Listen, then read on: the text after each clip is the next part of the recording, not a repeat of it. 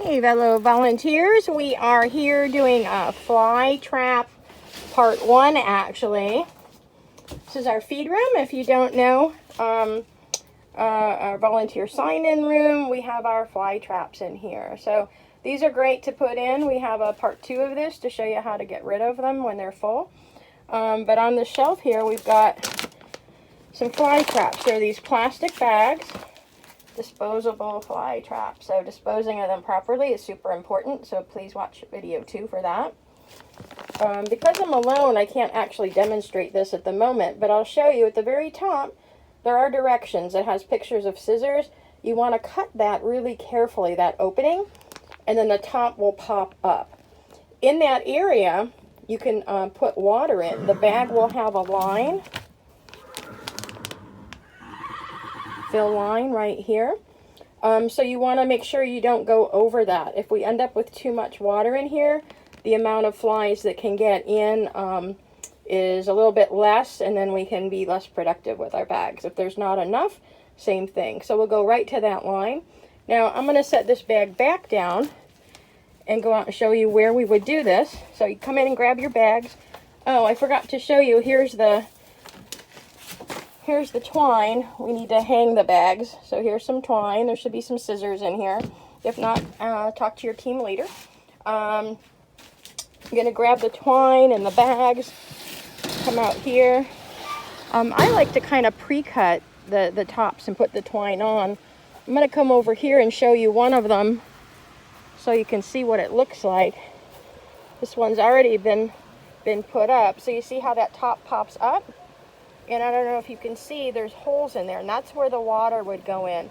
So I would get the twine already tied on the bag, because once the water's in there, that activates the fly bait. So if you accidentally spill that on yourself or the ground, it's going to be pretty darn gross. So I would cut the circle, pop the top out, tie the twine to it, and then to add the water, I would go over to the wash station over here, only because it's far away from the horses and far away from where the traps are going to be in case there's an accident and it spills. I did have a bag puncture once.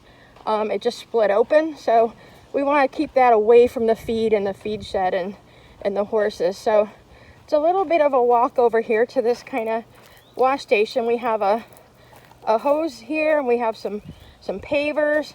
So this would be a good place. You could go ahead and get that water in there, fill it up here, have that twine on. Already have your spot scouted out where you want to put it. If you put it too close, like for example, here's the wash station. We had someone hang one right here the other day, so that's actually where the horses can touch it, they can spill it, they can get it on themselves. So, so not ideal, right? You could go along the back fence. You can go over on the trees over there. Give you another little walking tour. Say hi to Robin and JT. They're on their way for a bath. Say hi. So we're back here by the feed station.